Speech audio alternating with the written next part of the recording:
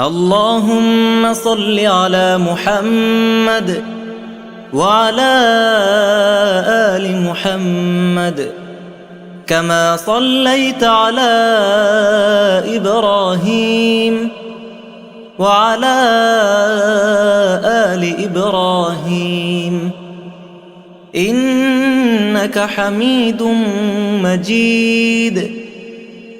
اللهم بارك على محمد وعلى آل محمد كما باركت على إبراهيم وعلى آل إبراهيم إنك حميد مجيد.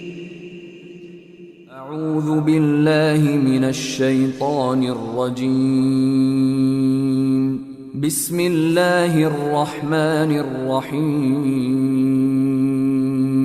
الحمد لله رب العالمين الرحمن الرحيم مالك يوم الدين.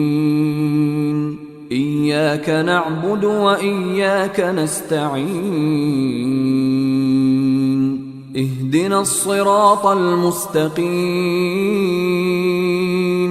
صراط الذين أنعمت عليهم غير المغضوب عليهم ولا الضالين.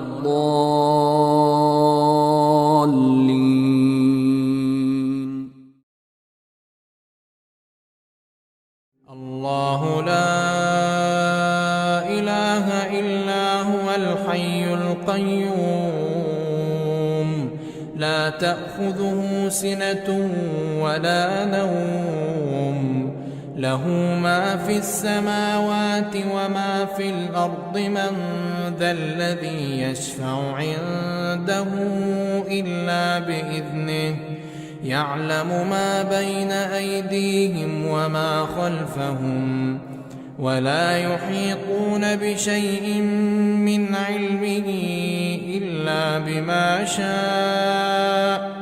وسع كرسيه السماوات والأرض ولا يئوده حفظهما وهو العلي العظيم. مولاي صل وسلم دائما أبدا على حبيبك خير الخلق كلهم. مولاي صل وسلم دائما أبدا على حبيبك خير الخلق كلهم. محمد سيد الكونين وثقلين. محمد سيد الكونين وثقلين والفريقين من عرب ومن عجم. والفريقين من عرب ومن عجم.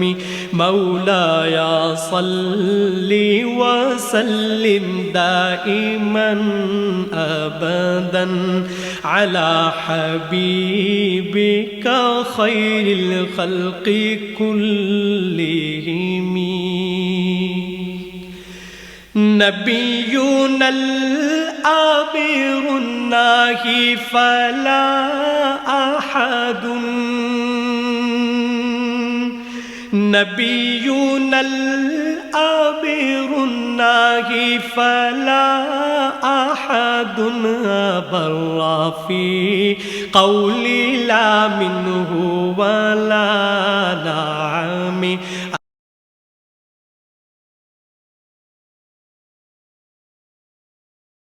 Donald Trump's call for a temporary ban on Muslims entering the United States sparked debate on and off the campaign trail.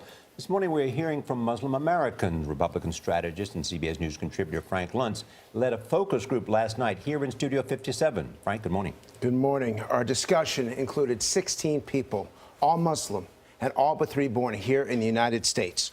While there wasn't broad consensus on how to curb anti-Muslim sentiment in America, everyone agreed this is a conversation that had to happen. Understand why people are afraid.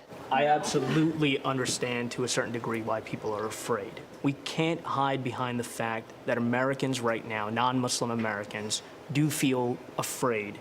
Not because of the fact that their safety is concerned, because somebody looks different. So I got to ask you guys, how did you feel when you first learned that the murderer in San Bernardino held your faith? The people that committed those heinous crimes, they were not members of my faith. I want that to be very clear. What percentage of the white community is racist? Don't you guys think you're just painting the entire white population with a brush? That's what they're doing to us as Muslims. This is. I'd hate for tomorrow for a soundbite to be used that 100% of white America is racist. I certainly don't believe that. Institutional or not. But They are the ones this that isn't a define matter their- about. Look, this isn't a matter about power. If you say that 100% of whites are racist, then you're painting the entire population that is white with a brush, just like they're doing us today. How do you define racism? You know, this is one Muslim American. How do you define One Muslim American that I want. So you're saying Frank today is racist? That's what you're saying?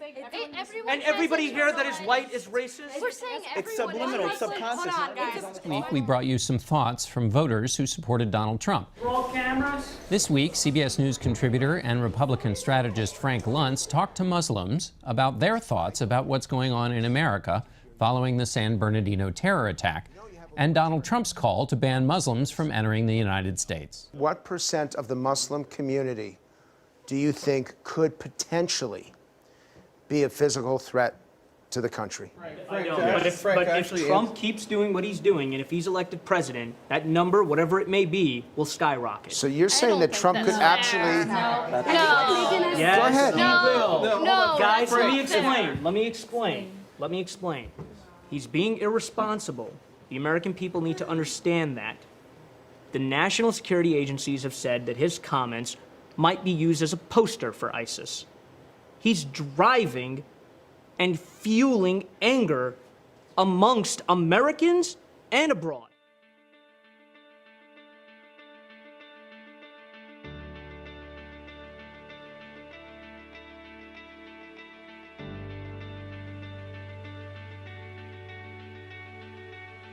The Muslim Bar Association of New York was founded in 2006 by a group of law students and attorneys. Today, Mubani is one of the largest and most active Muslim bar associations in the United States. We count almost 600 individuals as part of our community. Mubani members can be found throughout the New York legal community, serving as counsel at large corporations, partners at law firms, and leaders in the not-for-profit and government. Law school in 2001, and my second day on the job as a lawyer was 9/11. And I looked around this very large law firm I worked at, and there were no Muslim lawyers. And it was incredibly lonely. And now at a time when our community also is threatened in many different ways, I think it's so important that we come together, we support each other, we find a way to work together and to be an organization that stands up for our community and other communities that are also feeling that kind of threat. The ISF Scholarship is partnering with Mubani, now in its 3rd year, to encourage law students to pursue legal education and to engage in leadership and to engage in public service.